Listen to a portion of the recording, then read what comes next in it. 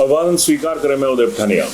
मंडी इन दिनों जो त्रासदियां हो रही हैं उनकी वजह से मंडी जो है वो एक बहुत संवेदनशील इलाका बन चुका है और मंडी के विभिन्न हिस्सों में जो हो रहा है, सराज से लेकर मंडी तक, बल में, सुंदरनगर में और बाकी तमाम इलाकों में जो चीज़ें चल रही है वो कहीं ना कहीं इशारा कर रही हैं कि हम बिल्कुल लापरवाह हो चुके हैं। सिस्टम को कोसते हैं, औरों को कोसते हैं, लेकिन जहां पर अपनी गलतियां होती हैं उन्हें नहीं, ना तो हम उनके ऊपर सोचते हैं, ना उनके ऊपर कभी गंभीरता से विचार करते हैं।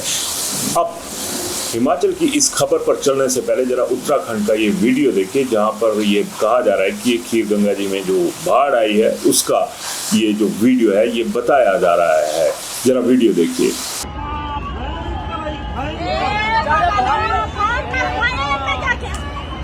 अरे भाग गया, ये मेरी माँ छोटे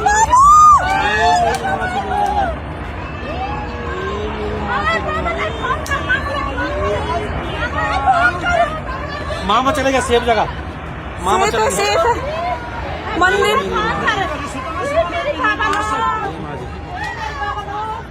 आपको इस वीडियो में नजर आ रहा होगा कि एक बहुत बड़ा पानी का सैलाब जो है, जिसमें पत्थर हैं, लोगों की चीखें हैं, वो एकदम से बढ़ता हुआ आगे की तरफ आ रहा है और पूरी तबाही जो है वो एक छोटा सा जो पार्ट है नदी का उसमें शरेआम नजर आ रहा है। लेकिन हम लोगों को नजर नहीं आती है तो वो अपनी हकीकत अगर भौगोलिक तरीके से देखा जाए तो हिमाचल और उत्तराखंड में कोई ज्यादा फर्क नहीं है। भौगोलिक परिस्थितियां एक जैसी हैं और शायद हम लोगों की गलतियां भी एक जैसी ही हैं। कुछ साल पहले उत्तराखंड पूरी तरह से हिलकर रह गया था, आज तक वो पांव पे नहीं आ पाया और इसी तर्ज पर अब हिमाचल भी कांपने शुरू हो चुका है। मंडी की बात कर रहा था, मंडी में इस वक्त क्या माहौल है, सराज में क्या हुआ, हर कोई वाकिफ है। 2-4 दिन पहले मंडी में क्या हुआ, हर कोई वाकिफ है। लेकिन क्या कभी किसी ने इन वजहों को खंगालने की कोशिश की कि आखिर हो रहा है तो क्यों हो रहा है?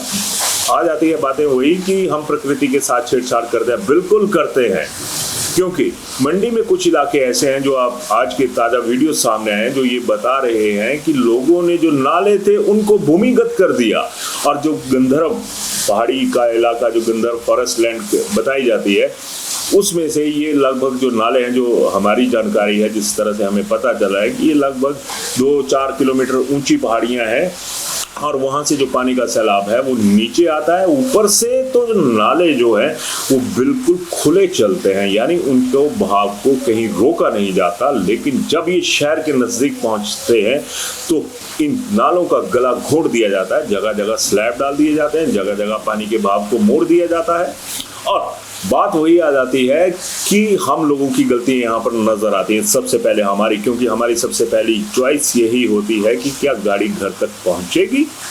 अब जो गाड़ियों के लिए रास्ता बनाया था, जो स्लैब डाले थे, जो रास्ते पक्के कर दिए थे, जो पानी का बहाव पहले रुक रुक कर आता था और मध्यम हो जाता था, अब वो बहाव पूरी गति के साथ आ रहा है और कहीं पर तो ऐसे स्लैब डाल दिए गए कि वो जो मलबा था वो वहीं का वहीं रुक गया और उसकी वजह से जो नुकसान है वो होता हुआ चला गया। अब कुछ एक वीडियोस ऐसे भी हैं जो ये बता रहे हैं कि इतना स्ट्रीप डाउन है कि अगर वहां से पानी नीचे की तरफ जाता है तो नीचे वाले घरों का तो क्या होगा ये तो अब प्रकृति ही जानेगी, क्योंकि हम लोगों ने, हमारे सिस्टम ने इस पर गौर ही नहीं की। वोटों की राजनीति जिसको कहा जाता है ना, और हम लोगों को भी होता है कि मेरे घर का रास्ता पक्का नहीं हुआ। और जब ऐसे पक्के रास्ते बनाएंगे तो आपकी जिंदगी तो कच्ची हो ही जाएगी और कच्ची हो चुकी है। और नेताओं को अपना वोट बैंक प्यारा होता है, हम लोगों को अपना जो लाइफ का बैंक है वो प्यारा नहीं है। घर तक गाड़ी पहुंचनी है, बशर्ते इसकी कीमत हमें अपनी जान देकर ही चुकानी क्यों ना पड़े, हम लोग चुकाने के लिए तैयार रहते हैं।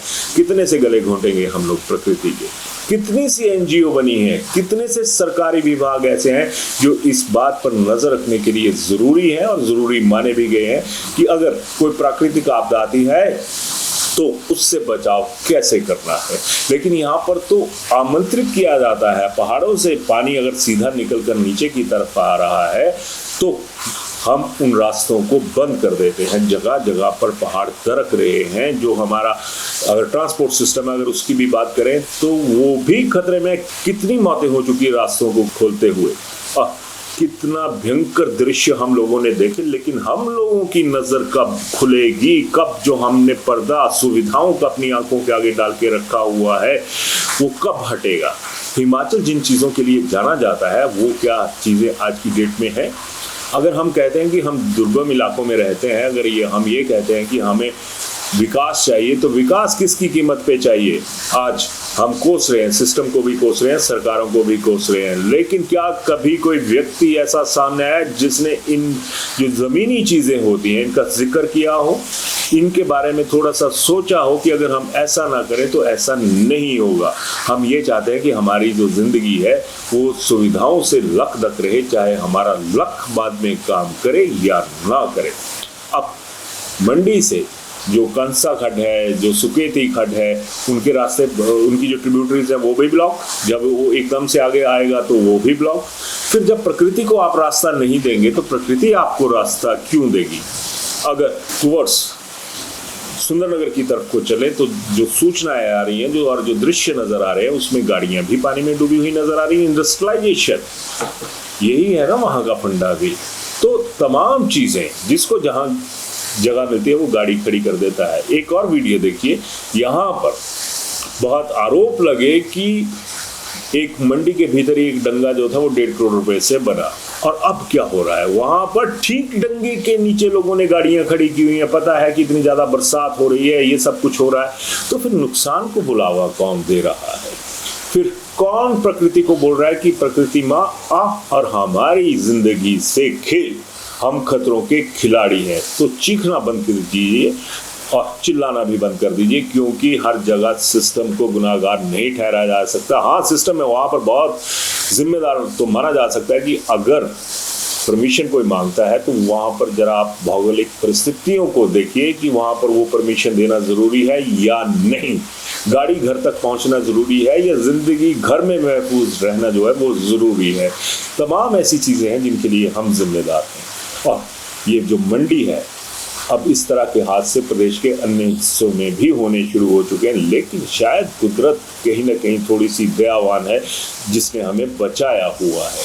लेकिन सबक एक ही जगह का काफ़ी होता है, और जो वोट लेने वाले हैं वो तो सबक नहीं सीखेंगे। उनके घर भी देखिएगा आपकी तरह कोई छोटी छोटी पहाड़ियों पर या बड़ी बड़ी पहाड़ियों पर नहीं बने होंगे। अगर उनके पास कोई किसी का घर भी बना है तो उसके साथ जो सेफ्टी मेजरमेंट्स हैं वो पूरी होती है। आम आदमी के लिए घर बनाना मुश्किल हो जाता है, और रोता कौन है बाद में? आम आदमी। और जब इस तरह की व्यवस्था रहेगी, इस तरह व्यवस्था के पैरोकार रहेंगे, और सबसे ज़्यादा हम लोग जिम्मेदार हैं कि जो काम करना है वो करना नहीं, और जिनसे नेताओं का वोट बैंक बढ़ता है उन चीज़ों पर हमारा ज़्यादा फोकस रहता है। जिंदगी का, सांसों का वोट बैंक खत्म होता है तो हो जाए। राय मत दीजिएगा, सुधार कीजिएगा अपनी सोच में। धन्यवाद। शिमला होटल, घर के बाहर घर जैसा अपनापन।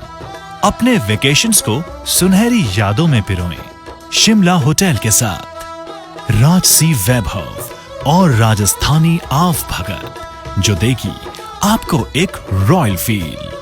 हिमाचल वासियों के लिए जयपुर में ठहरने का अपना hotel, Shimla hotel. Heritage above 1, हवा महल रोड, चांदी की टकसाल, जयपुर।